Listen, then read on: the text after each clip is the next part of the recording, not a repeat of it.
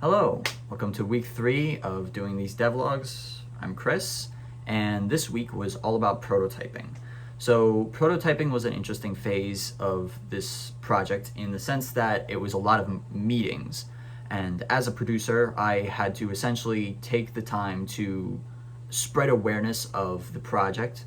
And fortunately, because I was doing the role of producer and designer, I was able to communicate what needed to happen pretty easily. And then I also did some audio work, which I'll cover, but I'd like to start with these meetings. They basically consisted of me talking to either individual people or full departments. Most of the time it was one person per department, so when I spoke to an entire department, it was really just the only person that was doing programming or the only other person that was doing design. So the only exception would have been the meeting that I actually had last night, which was with the artists of my team. And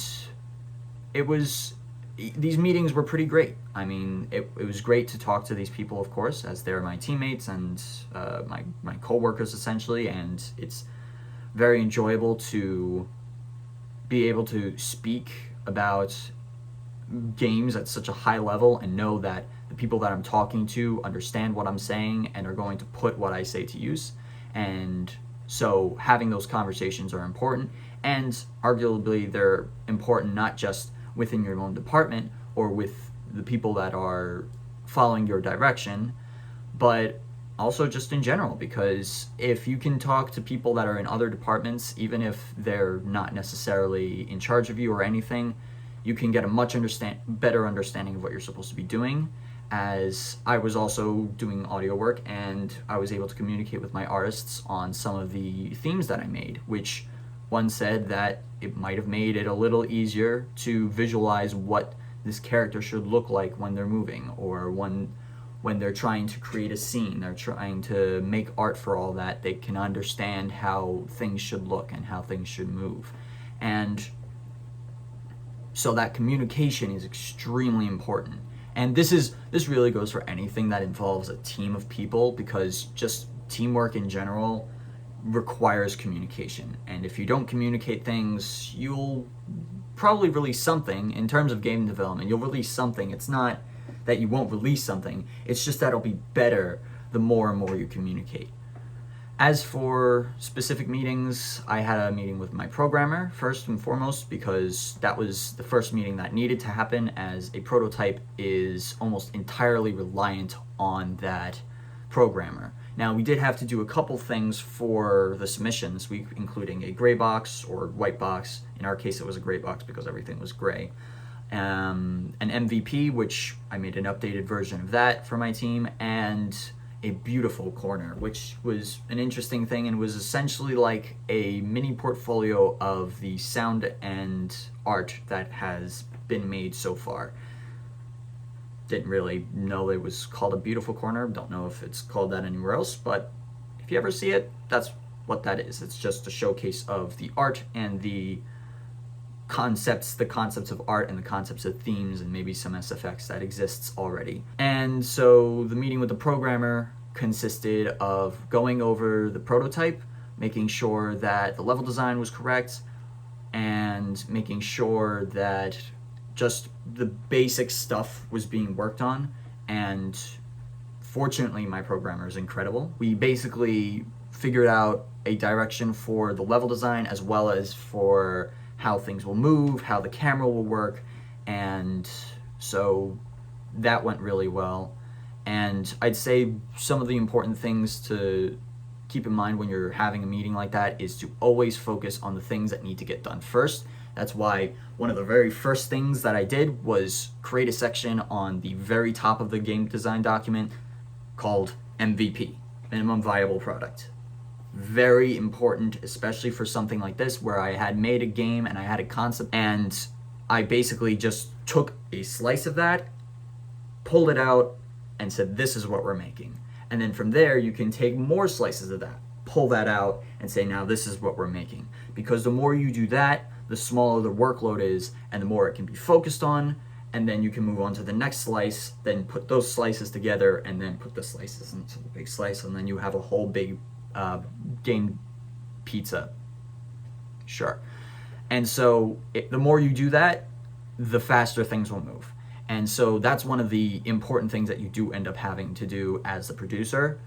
But it's just generally important to think like that as other roles as well, so that way you can compartmentalize and then work on things individually rather than looking at the whole thing and then freaking yourself out and procrastinating, which just doesn't seem to help. Then I had a meeting with my designer, which we had a very good conversation about certain design aspects, certain questions that he put in the game design document to make sure that we were doing stuff. And then we also went over stuff that we were going to put in our spreadsheets.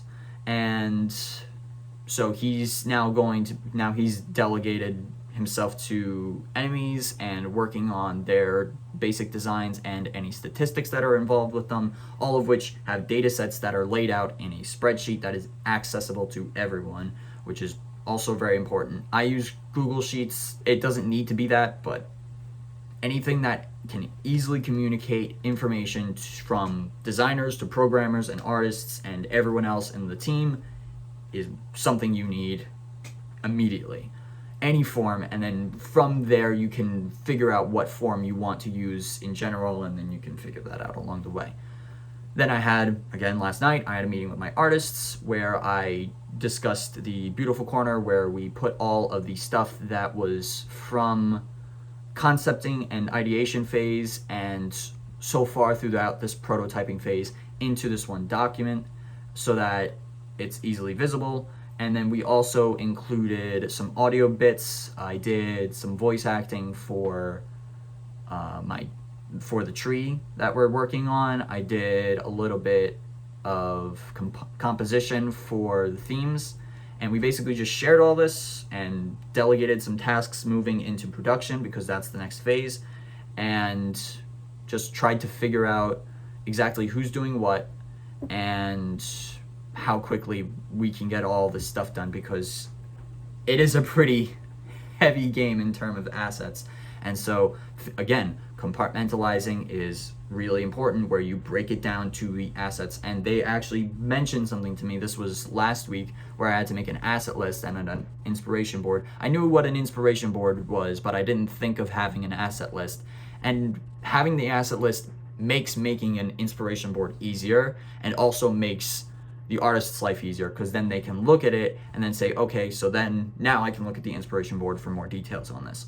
And it's just like a table of contents and then having the text itself.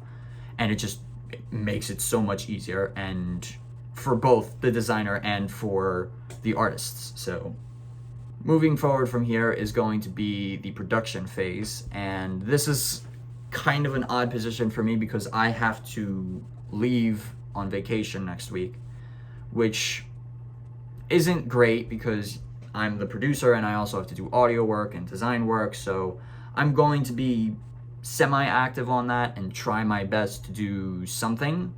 But again, it's vacation and it was pre-planned. I knew it was happening before I knew I was getting this internship. So it's not something that could be avoided. But you know, it's a good chance for my team to kind of get all their work done without any distractions or anything. And not that I distract them. Don't do that if you're a producer. Not a good idea. Basically, how production I'm hoping will work is that everyone will know exactly what they need to do in order to move the development of the game forward, and they just do it whenever there's free time. It's a little difficult because, again, this is an internship and some people have work, some people have classes they have outside of this, some people have other internships. So it's another important thing to realize that the initial idea that you might have had is not going to work out within the scope of the amount of people and the time those people have. And so you kind of just need to like scale down further and further until you reach something that's good, and then use that as a starting point. And then if you can do anything further than that, do it. So far, this seems to be working out pretty well. We've gotten a decent prototype done, and we have a good direction moving forward. Everyone kind of has an idea of what they're doing, and I personally have gotten a lot of my work done out of the way. And so my idea now is just do as much audio work over the next 3 days before I leave as humanly possible, and then go to vacation, and then just be open to a little communication during my free periods at the end of my day. Other than that, though, I also had a little chat with someone from another team, which was great because having chats with other designers from other teams is invaluable because you get design input from someone that has no prior knowledge on your game or your design, and they look at it with fresh eyes and say, okay, here's the things that seem like they work to me, and here's the things that don't. And so fortunately, Indicate had set that up for us, which I'm very thankful for, because we have these little cohorts that we're a part of, and I had a discussion with this guy called Ian, and it was great. We both shared our games with each other. He's making a tower defense game with his team. I'm making my game with my team. And, you know, we got some good advice. Implementing that advice does take a little time, and figuring out how that advice works is a little tricky sometimes, especially if it's advice that you're not sure about, which is why you continue to ask questions about advice. Advice isn't something just to be taken, it's something to be interrogated about. If you're not sure about advice that you're given, ask about it. You kind of have a conversation rather than just, here's my game, here's the advice, done.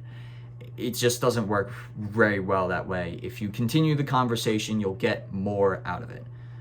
And that's what happened with me. And so I'm going to try and implement any and all advice that I get to make sure that our scale is proper, which was one of the things he really mentioned, and that I'm trying to work on, because the scale of this game initially was definitely not realistic for the amount of people that we currently have. We have 6 people. This is a game that would probably need a closer to 12 people to make in order to get it somewhere close to the initially designed state that I had when I first wrote out the entire game design document. But it is what it is. And so thankfully he mentioned the scope, and I took a closer look at it, and I considered that when I was writing up the new MVP, which seems to be working out much better. But all that said,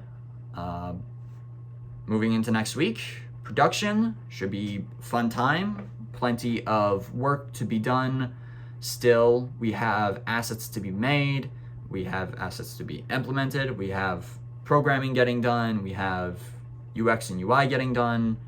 And yeah, I will see you next week. Ciao.